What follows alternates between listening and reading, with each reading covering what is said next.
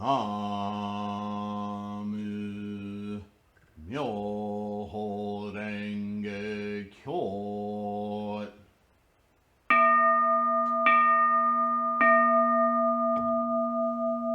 Namu Myoho Renge Kyo.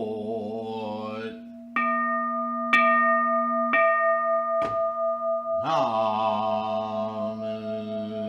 Myoho Renge Kyo.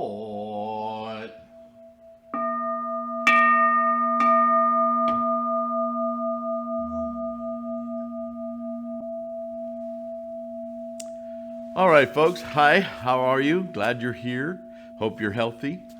I want to continue this week with the perfection of wisdom in 8,000 lines, and then as I started it on the Sunday after Sunday Gango, this coming Sunday I hope to start the Diamond Sutra, which is perfection of wisdom. Also, you'll see.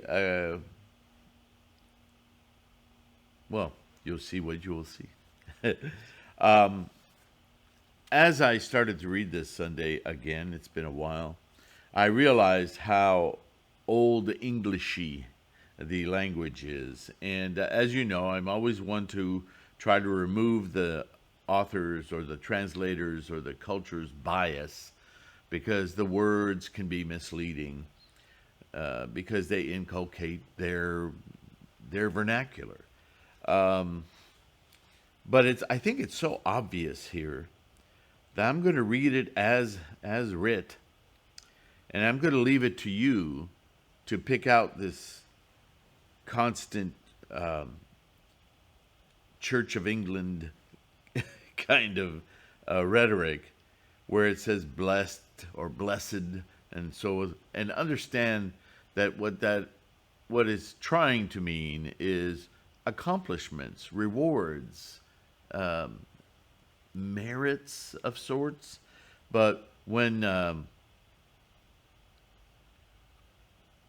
again, the sports analogy comes to mind. If you do the work to become good at anything, not necessarily a sport, you achieve, there's that accomplishment thing, the blessings of your work. So blessing is really a crappy word to use here, because it's very, that's a religious thing. It's a whole other way of thinking. So, I'll try to trap it as I read, but I want you to be able to discern this. Because as I read this, it'll become incredibly obvious that this isn't the right word, that the words or the words that would more closely associate with what the teaching is about is the development and the accomplishment of the steps toward something, toward perfection. We are dealing with perfection of wisdom here. It isn't about brain power. It isn't about IQ. It isn't about talent. All right? It's about adjusting and learning how the mind works, and thusly how we perceive reality. Remember, we're samsaric beings. So this is a very important step for students who are wanting toward being a bodhisattva, a great being. A bodhisattva is somebody who is on the path to Buddhahood. It's not Buddhahood, but it is the honing of one's perception toward achieving Buddhahood. Now, in the Lotus Sutra, we learn about what it is to attain Buddhahood. But way back, early on, bodhisattvas were discussed from the start, and certainly from the start of anything that would be considered Mahayana teaching, a really involved study and dissection, but it's there from the get-go. So this is the benefit of study, is that you begin to see these same themes investigated, albeit at different levels, which you might not perceive at first, because you might, oh, they talk about the same thing here.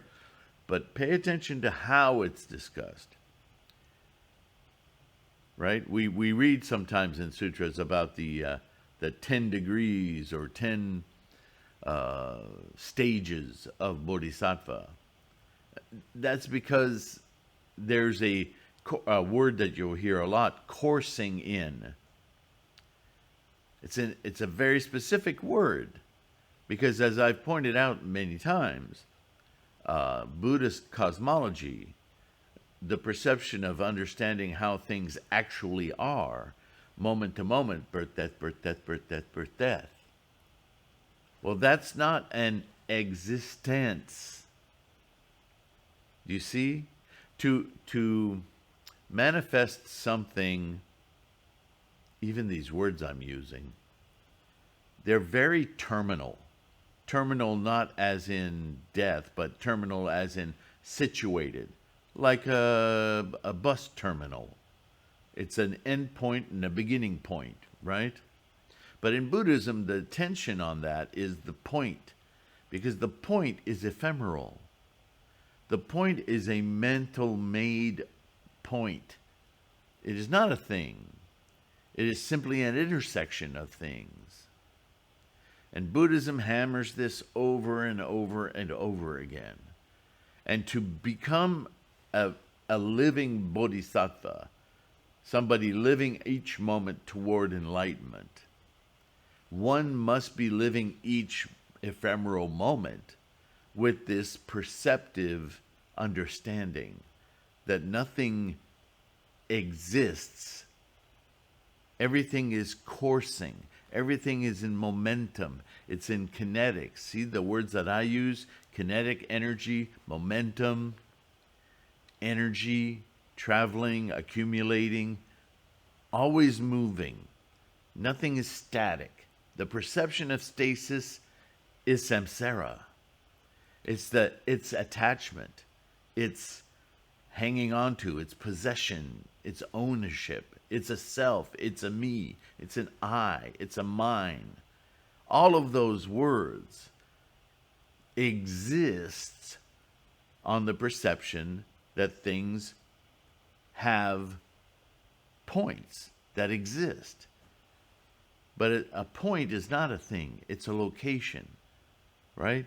And that is a moving location. It's never static. So to perceive everything that goes through the mind that way, our perception, as a moving, fluid, non-static thing, is the first thing to understand about preparing your mind for enlightenment. And in a nutshell, that's all of perfection of wisdom. So, with that bit of knowledge going in, I'm going to go ahead and read through this. It's not very long, but it's a little bit tedious, and so I'm going to read it deliberately. And I left off on number 7 here. The wanderer Saranika, in his gnosis of the truth, could find no basis. Though the skandhas had not been undone, just so the bodhisattva, when he comprehends the dharmas as he should, does not retire into blessed rest. In wisdom, then he dwells. So, again, archaic language, right? But the word wanderer, very important. The wanderer Sranika. So who's Sranika? He's a wanderer. Why is he a wanderer? Go back to the Rhinoceros Sutra. If you want to live like a bodhisattva, then don't be attached. Don't have a wife. Don't have a family. Wander like the rhinoceros. A rhinoceros is a creature that doesn't travel in packs. It doesn't travel. It doesn't make familial. Yes, the cow has offspring, and she raises them, and then they're off on their own. Rhinoceros is a creature that's very solitary. It doesn't, like I said, it doesn't herd. It doesn't travel in packs. It's solitary. And so this sutra, this homage, if you will, to the rhinoceros, exhorts, and you can look that up on your own, the Rhinoceros Sutra. And there are many, many translations of that one. It's an early teaching, telling, again, about how to let go of those things that seem to lock us down to a self, to a thing, a moment. We are always in movement. Like a shark, we cannot stop and ponder the roses. We can appreciate them as we move. If we don't move, we perish.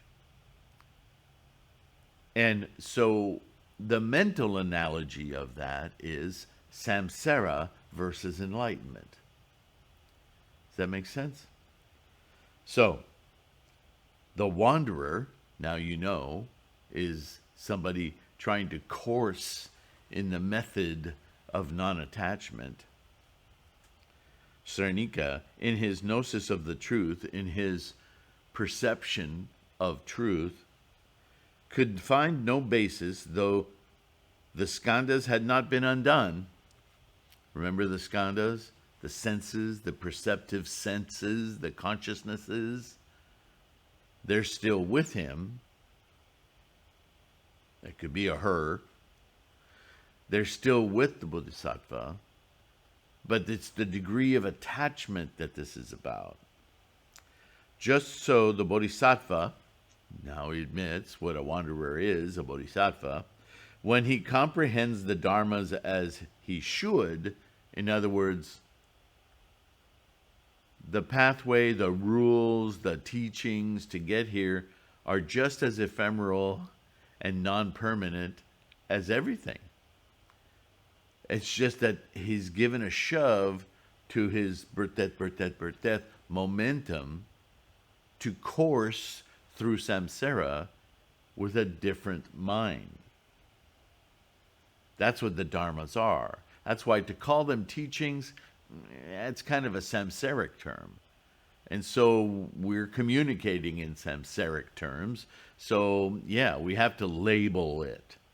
But the label is excessive because it's really just a way of perceiving, and we've given it an influence, a nudge, through a teaching, a rule, a guidance. But once the guidance is taken, it no longer exists. It's affected momentum. Does that make sense? The only reason we have to repeat is because we keep sliding back into samsara. So you could see it as a bit of a tug of war of your bodhisattva path to Buddhahood versus everything that's like a rubber band pulls you back faster as soon as you start going backward into plop samsara. It does not retire into blessed rest. In other words, you can't say, I'm here, and blessed rest. What do you suppose? The accomplishment of Buddhahood, right? We can't rest there. We can't retire there because we're in samsara, so we're constantly pulled back. In wisdom he dwells, understands what's happening to him. What is this wisdom?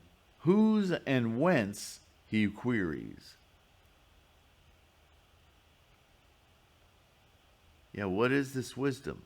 What is this perfection of wisdom that would have me be able to retire in Bodhi and not get yanked back into samsara? Where does it come from? Whose wisdom is it? When did it begin?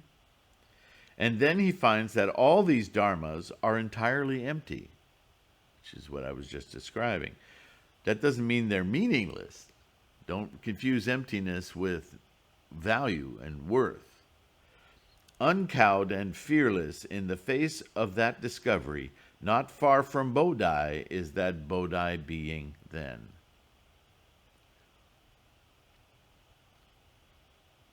So this is the discovery of a wanderer who seeks the Bodhisattva way, who begins to live as a Bodhisattva when he finally understands, she understands.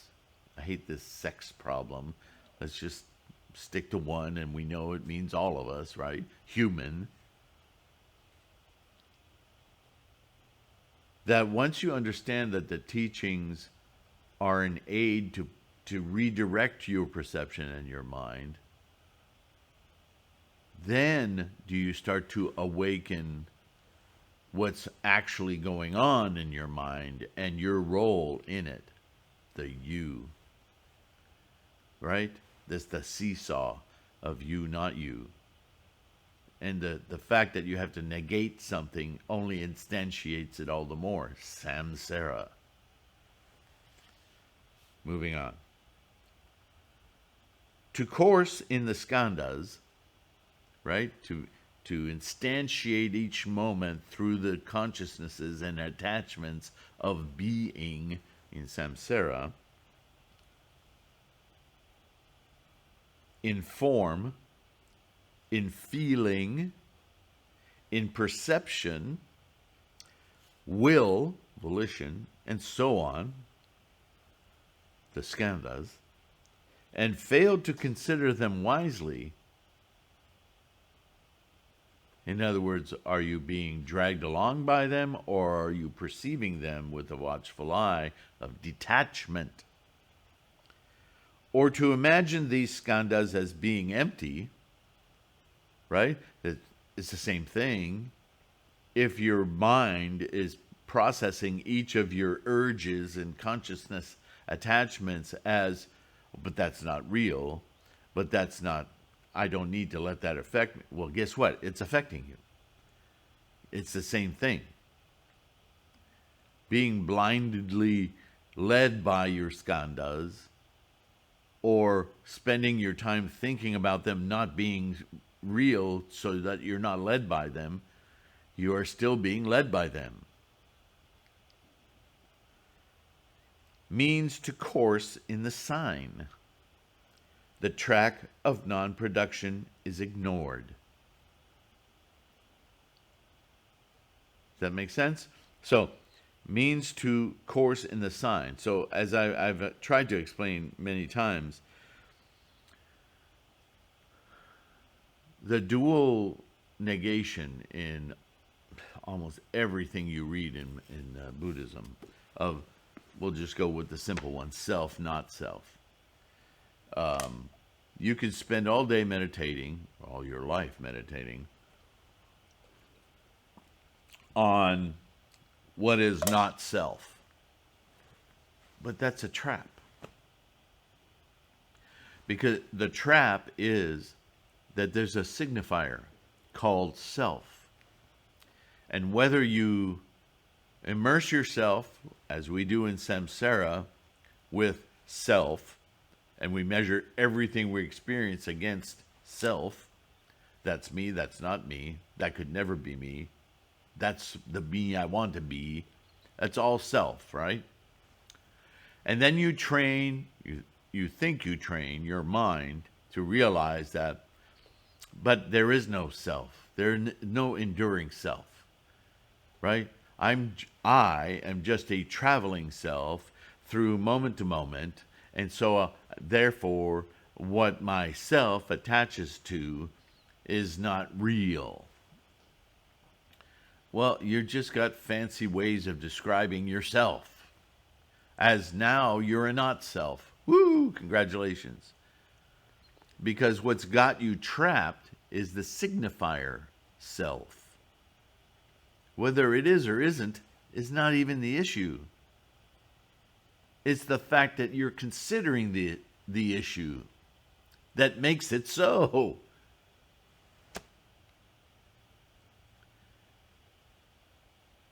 Right? negation of something justifies that there is something. So yeah, the first early steps are realize that there's no enduring self. And you go, wow, I never considered that. But what does not being a self look like? Because I sure as hell am a self, right? So I can walk around all day long saying, and maybe to some degree you do let go of a lot of things that you had considered yourself. But by letting go, the very act of letting go says that there is something to let go of. So you're instantiating again. So what is it that's trying to be learned here, awakened here? So there's a third idea that says that you are in samsara, and in samsara, you are a collection of influences and influenced. You are a nexus. If you want to call that a self, then what the hell? But be aware that the signifier self is a construction of a great many things that we, as we grow in our lives, assemble constantly. Right? All these attachments and everything. So if you see yourself as a nexus of moving, never standing still, unattached existence in samsara, you begin to see more clearly that this idea, this nexus that we want to label and attach things to, is the initiation of our stress and anxiety. And so we have a choice. As our momentum carries us, do we course in the self delusion, or do we course in the annihilation of self delusion, which is itself the same thing from a different angle, or do we course in this nexus of energies as a separate layer, a distanced, unattached layer of consciousness in samsara, so that we don't have an attached self, that we're detached, existing as an awareness and a perception, rather than being in it as a participant. It's a very difficult thing to wrap your head around, and the perfection of wisdom is all about that distinction. That's the first hurdle of a truly Bodhisattva person working toward Bodhi. And the most difficult thing to teach, to get people to learn, to self-develop. Because it's not something you can just bequeath and they repeat. They have to find it, you have to find it, we have to find it through our own insights, so that we can disassemble this miasm of self and perceive it. Once perceived, we can see it repeated endlessly in others. This is the beginning of Buddha's compassion. When we understand how difficult it is to break that perceptive samsaric reality, then we can truly understand why there's a sense of loss. People, all their suffering, all our anxieties, all our stress are based on this one thing. this accrual, this amalgam of energies, karma, that we construct this self constantly, moment to moment, birth, death, birth, death, birth, death. That is the cycle. So how do we not course in that momentum? Let's go on. To course in the skandhas, in form and feeling and perception, will, and so on, and fail to consider them wisely,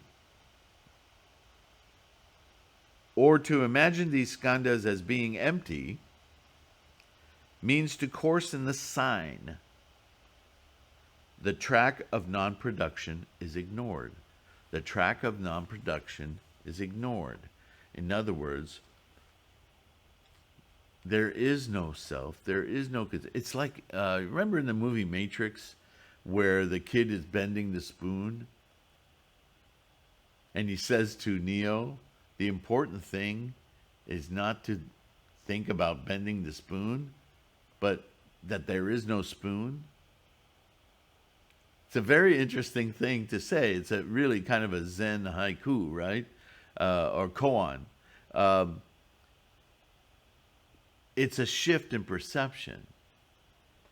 It's not a magic trick that says the spoon does not exist. It's the question of existence that's the problem. It doesn't go into it very much, but it's an interesting little pointer, right? So yes, the spoon exists. We're in samsara, it exists. We see the spoon, and now we want to bend the spoon. But if we realize that everything is a moment-to-moment perceptive reality,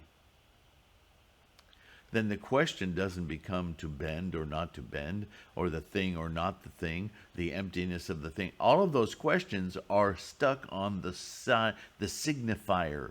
Spoon, bending is a signifier. My effort to bend it is a signifier. All of those things are signifiers. So the trick of bending the spoon is an occupation, a preoccupation of a samsaric mind. And so the question of doing or not doing is an ephemeral thing. It's a mental construct. That's closer to the not spoon thing, but you wouldn't get that just from that short little dialogue. It sounds magical, right? May still sound magical, but hang in there. But when he does not course in form, in feeling or perception, in will or consciousness, but wanders without home, remaining unaware of coursing, firm in wisdom, his thoughts of non-production, then the best of all the calming trances cleaves to him. So, in will, but wanders without home. What does that mean?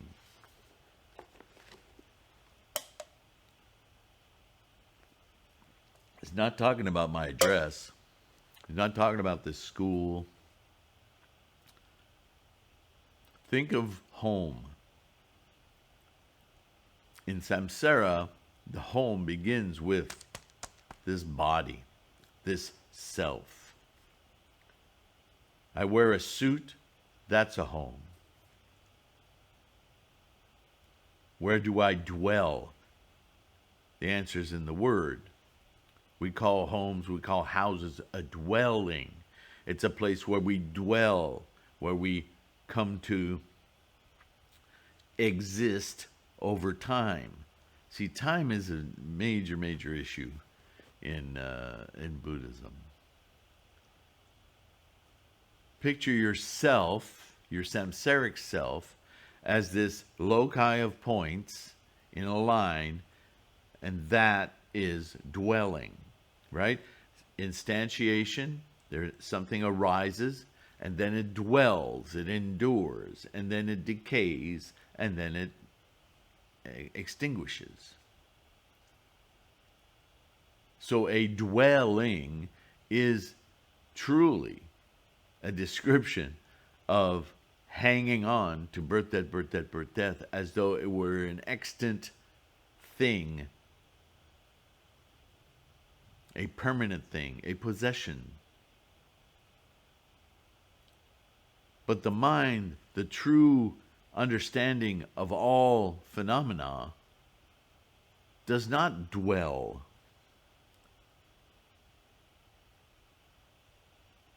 So to wander, to be a perceptive, knowing experience without anchor, without dwelling, without home, is to be liberated from all such anchors, dwellings, endurance, stress, anxiety. Right? You float through it, not of it.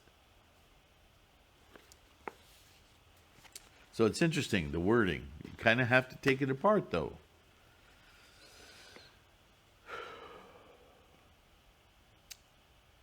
And then he says, and so if you can produce that perception, then you are understanding non-production. Production being the arising endurance, dwelling of all things, feelings, smells, home, and see them as ephemeral acknowledgments. Not even that, but words fail here, always. Then it compares this mental realization to a trance. I'm not sure that that's a great word for it, but that's what he means by the trance cleaves to him. To him. See, there's the self again. Words are a problem here. So this is a state of mind, of being, because we are through mind, right? So this is a state of being that is trance-like. Why is it trance-like? Because that's the only word in language that can even begin to conceive of a detachment, an objective perception. Makes sense? Through that, the Bodhisattva now dwells tranquil in himself. So we flip that word around, dwelling. So now we're still a Bodhisattva. We're not enlightened yet. So we're still dwelling, but we're dwelling in a place of non-production, of a samsaric being that is unencumbered. So words are a problem here. His future Buddhahood assured by antecedent Buddhas. So that's your only assurance. When you gain this perceptive place and you can hang on to it, then you are coursing through samsara with a bodhisattva, a honing, a perception, a perfection, if you will, of wisdom, wisdom being perception. Then you are assured to become a Buddha only by virtue of others who have come before you doing the same thing. And that whole sentence, I realize, is cyclical. Birth, death, birth, death, birth, death. But again, this is the difficulty of enlightenment within samsara, because to leave samsara is to lose the opportunity to gain this insight. So this is the only place you can gain this insight, but realize how difficult it is, since you are manifest in a system by its very nature that instantiates constantly. So you need to be perceptively objective to the degree that you don't even perceive individuation, right? Not just others, but otherness, right? This book is other. The hairs on my face are other. But to not perceive that, it's not to perceive it, it's not to experience it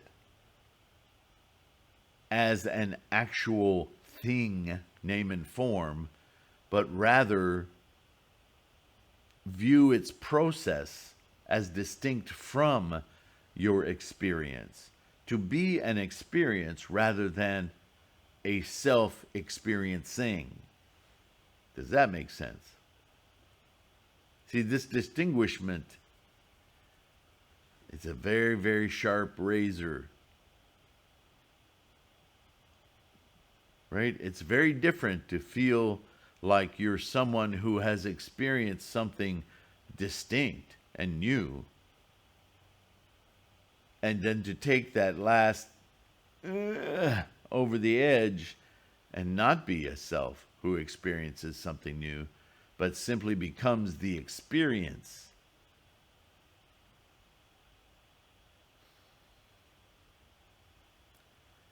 It's not an out of body, because that very sentence should clue you in that an out of body demands that there be a body to be out of. We're not doing that. That's a whole other mess. Okay.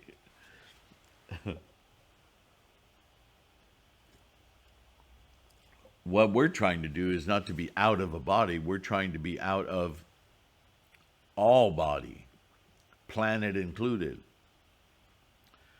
while happily coursing in this body with that experience. See how different that is.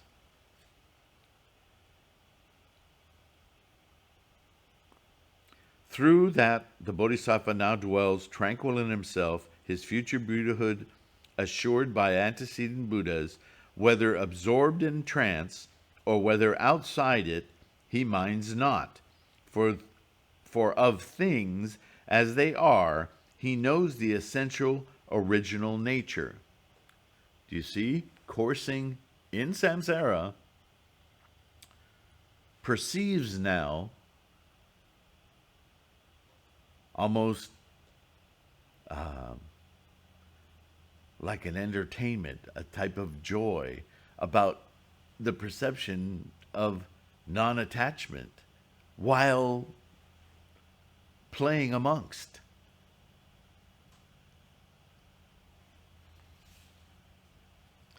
Coursing thus, he courses in the wisdom of the Sugatas. And yet he does not apprehend the dharmas in which he courses, right? When you go play baseball with your friends or your kids or one another, and you throw the ball to one another, every time you throw the ball, you aren't thinking back to everything you've learned about a ball since you were a baby trying to put it in your mouth. Slowly you learned a lot of things about the ball, how to throw things, how to throw the ball, blah, blah, blah, blah, blah. You don't course in all of that in order each time to throw the ball. Right? So, he does not apprehend the dharmas in which he courses. You simply course. You simply move your momentum perceptively, experientially, without having to review every which way in which you finally got to that mental state. This coursing he wisely knows as no coursing. Because in order to course, you have to course through something. Once you course in non-production, there is no thing to course through, then you are just experience. No time. Coursing is time time through time. This coursing he wisely knows as no coursing. That is his practice of wisdom, the highest perfection. So there it is. That is the perfection of wisdom. What exists not, that not existent the foolish imagine, non-existence as well as existence they fashion, as dharmic facts existence and non-existence are both not real, a bodhisattva goes forth when wisely he knows this. So now we're repeating in different words what I've just been discussing. If he knows the five skandhas as like illusion, but makes not illusion one thing, and the skandhas another, if freed from the notion of multiple things he courses in peace, then that is his practice of wisdom, the highest perfection. Those with good teachers as well as deep insight cannot be frightened on hearing the mother's deep tenets, but those with bad teachers who can be misled by others are ruined thereby as an unbaked pot when in contact with moisture. Mold. What is the reason why we speak of bodhisattvas? Desirous to extinguish all attachment and to cut it off. True non-attachment, or the bodhi of the jnas, is their future lot. Beings who strive for bodhi are they therefore called. So a bodhisattva is someone who strives for Buddhahood. What is the reason why great beings are so called? They rise to the highest place above a great number of people, and of a great number of people they cut off mistaken views. That is why we come to speak of them as great beings. So you'll notice in many sutras, the great beings, bodhisattvas, those are interchangeable terms.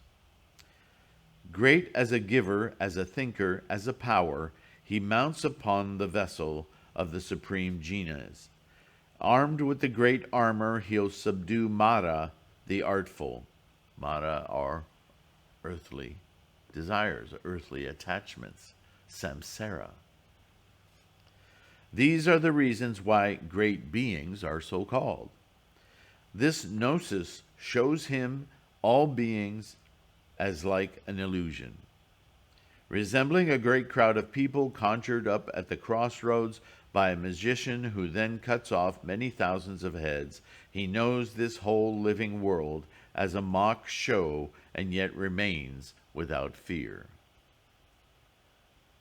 Slowly with words we're circling around this idea, right?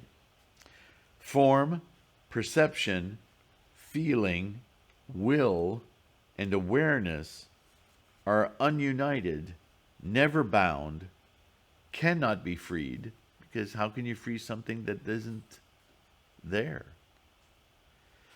Uncowed in his thought, he marches on to his bodhi, that for the highest of men is the best of all armors. What then again is the vessel that leads to the bodhi? Mounted upon it, one guides to nirvana all beings. Great is that vessel, immense, vast like the vastness of space. Those who travel upon it are carried to safety, delight, and ease. So again, all of these words are about removal from our state of attachment. Right? How are we doing? I wonder if I can finish this, if you'll indulge me. Thus transcending the world, he eludes our apprehensions. He goes to nirvana, but no one can say where he went to. A fire's extinguished, but where, do we ask, has it gone to? Likewise, how can we find him who has found the rest of the blessed? In other words, the rest of the accomplishment of this perfection of wisdom, or of Bodhi, because perfection of wisdom is the tool by which the Bodhisattva removes ourselves from this huge play of all phenomena of arising, dwelling, what's the other word I use? Decay and extinction. We rise above that. We transcend that to see it all in its amazing, it's glorious. Humans, grass, trees, oceans, weather, planes, cars, everything is this process. And we elevate our minds unattached to that process. We can then view the process as everything's a dandelion, or not a dandelion, or dandelionness is just something to observe. It's not actual. And yet I am actual in this samsaric life, perceiving the non-actuality of everything. That is an unglued, how can you refer to it? Trance, maybe. But I would argue trance is a very earthbound kind of samsaric kind of thing. Right? So like a fire. Why the illusion of fire and the fire going out? Where does the fire go to? The fire is samsara. The fire is this perception of self. That's why there's so much stress and anxiety about it. Right? How many times do we talk about the passions, the fire in people? We see them, all of us, quiet or loud, are fires burning, samsara. And so our perspective changes, our perception changes, our experience then is unattached. And when we do that, others don't perceive our passions, our fire. They perceive us as other because they're samsarically bound, but they can't quite describe why we're different, how we don't fit in their normal perception of things, people. So that's a nirvana of sorts. It's a nirvana of remainder because you're still here experiencing it. See, there's two different types of nirvana. I've talked about that before, and we'll talk about it again. But this is a nirvana of remainder. We're still here. We're continuing through our cycle of birth and death. It's like birth, death, birth, death, birth, death, birth, death. But we're unattached to it. So it's going on, keeping our mental perceptive experience intact.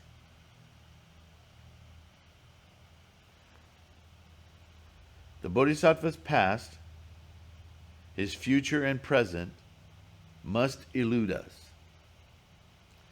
Time's three dimensions nowhere touch him. Time's three directions nowhere, or dimensions nowhere touch him. There it is in clear print, time. Buddhahood is without time. To touch that without timeness while in time's grasp is Bodhisattva.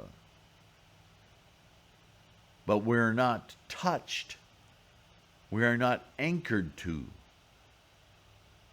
the dimensions of time, space. We are experiencing it without being attached to it or defined by it. It's a mental shift, right? Quite pure he is, free from conditions, unimpeded. That is his practice of wisdom and highest perfection.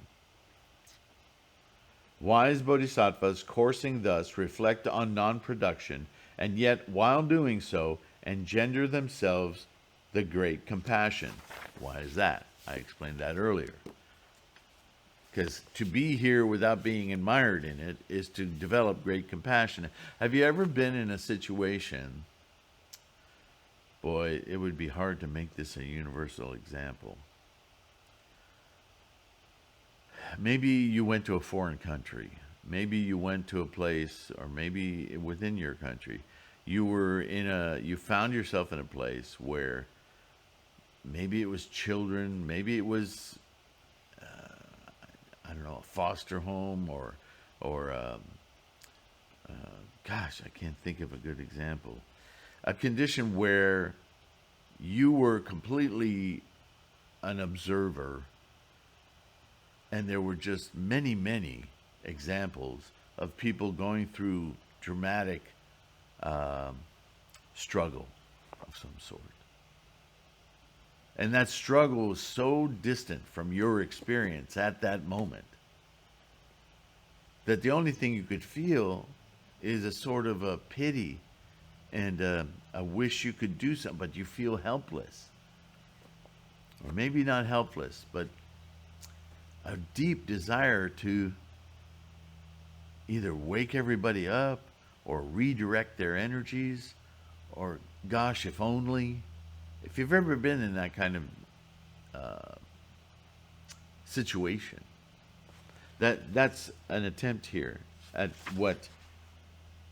when you have this perfection of wisdom, you then see around you in samsara the vice grip of self and attachments and stress and anxiety, that everything else not coursing in the perfection of wisdom, you witness it much more viscerally, right? Because you know how hard it was for your own distance from it, which is, however, free from any notion of being. Thereby they practice wisdom, the highest perfection. But when the notion of suffering in beings leads them to think, suffering I shall remove, the wheel of the world I shall work, beings are then imagined, a self is imagined, the practice of wisdom, the highest perfection, is lacking.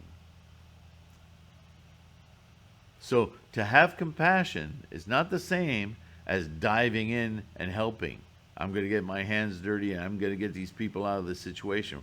Well, now you're a people.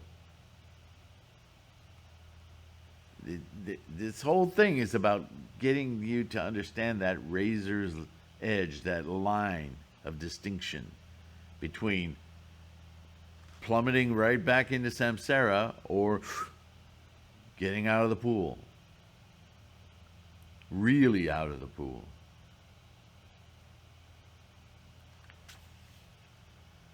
But when the notion of suffering in beings leads him to think, suffering I shall remove, the wheel of the world I shall work, beings are then imagined, and a self is imagined. So the compassion isn't about seeing individuals struggling with their struggles. It's about the nature of samsara being expanded before you. Not by selves, not by individuals, but as a process that is ongoing, that which you are not a part of, seeing the distinction.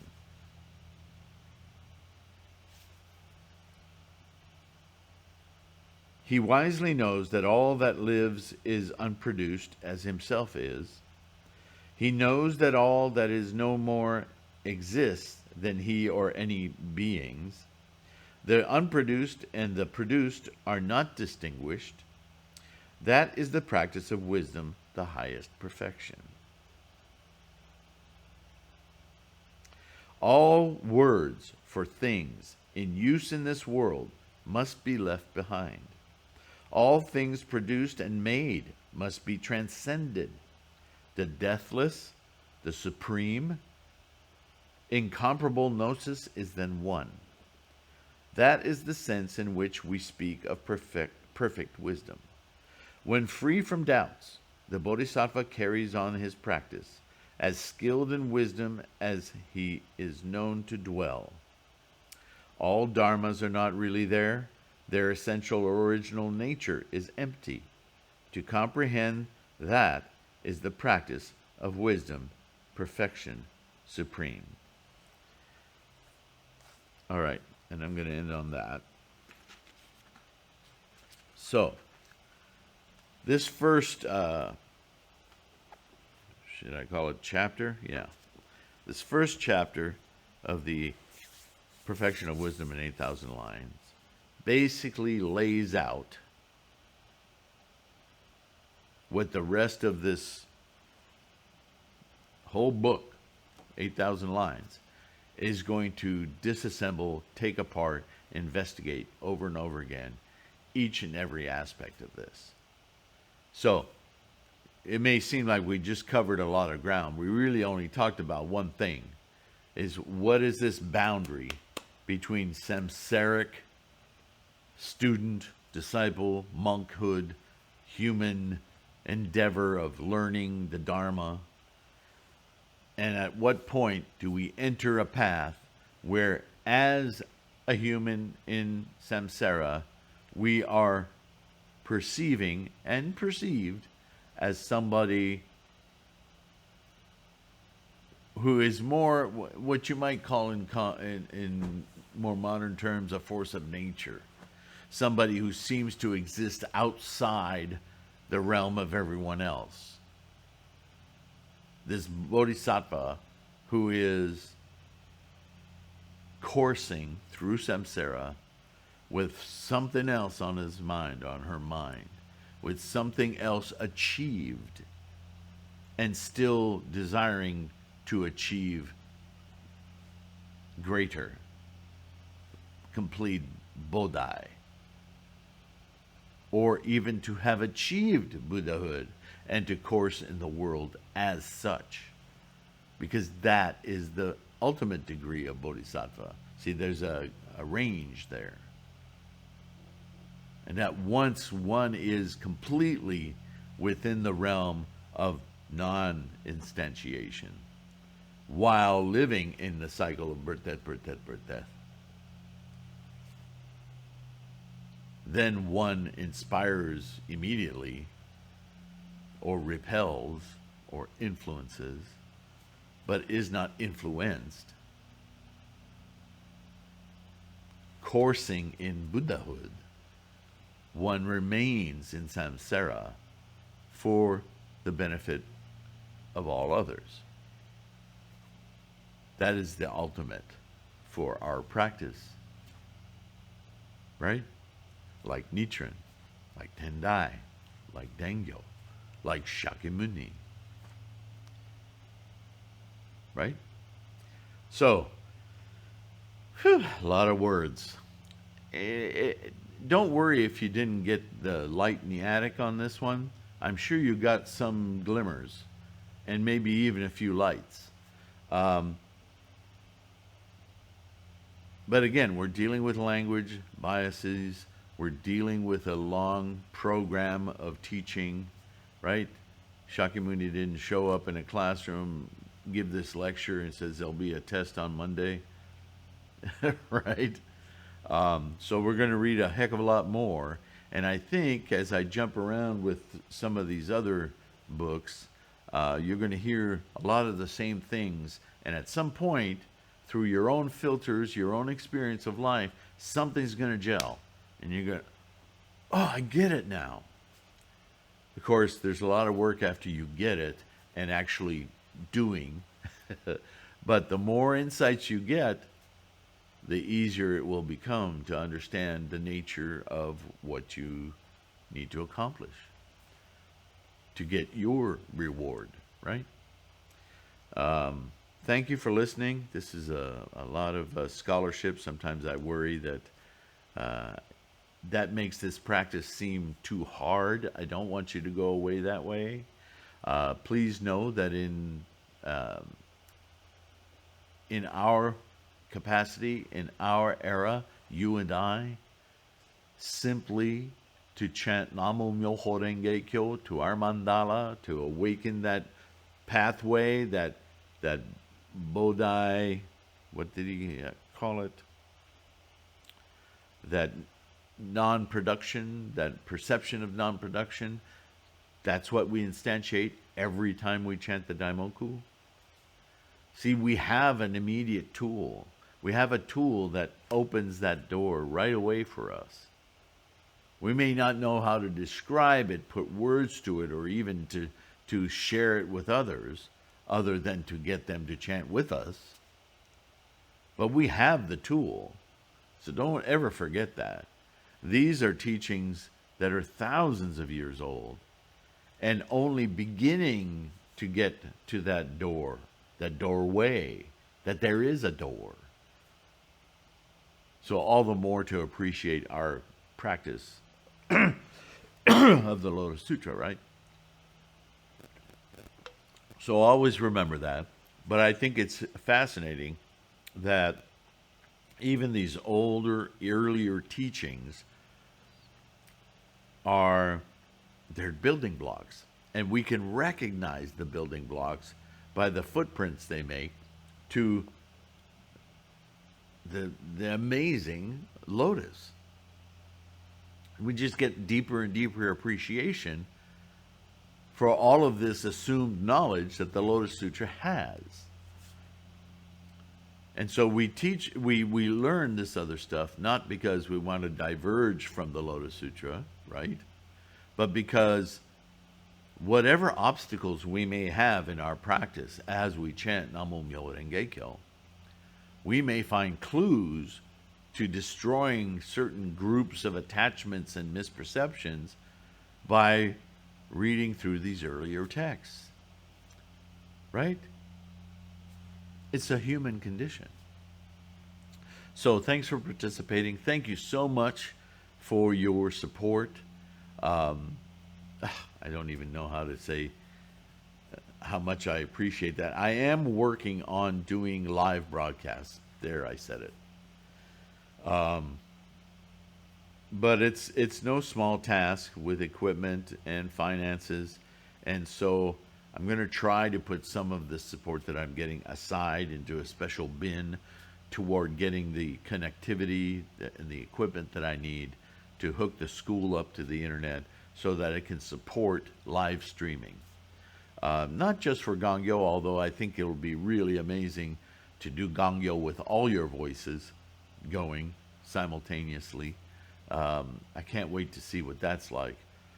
But I think there'll be other opportunities that will grow from that. I just don't want to do it half-assed and then have us get a bad experience in our heads and say, well, I don't, oh, he's doing one of those again. I don't need to I don't want that to happen. Your practice is paramount to me. So whatever I do, I want to do it at least a good enough level that I feel like I've done a good thing, a good basis for practice. Whether that turns into Q&As or not, I don't see this channel as your typical YouTube channel selling merch and promoting and all that. There's enough of that in the world. This is all about increasing our ability and our insights into practicing Namo Myoho Renge Kyo. So maybe I'll have a new idea by the time that becomes a reality here.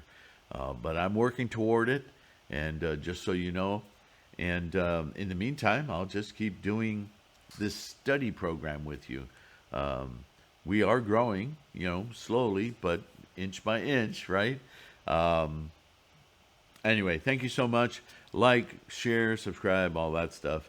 And I'll see you in the next one. Take care of your health. Be kind. And bye-bye for now.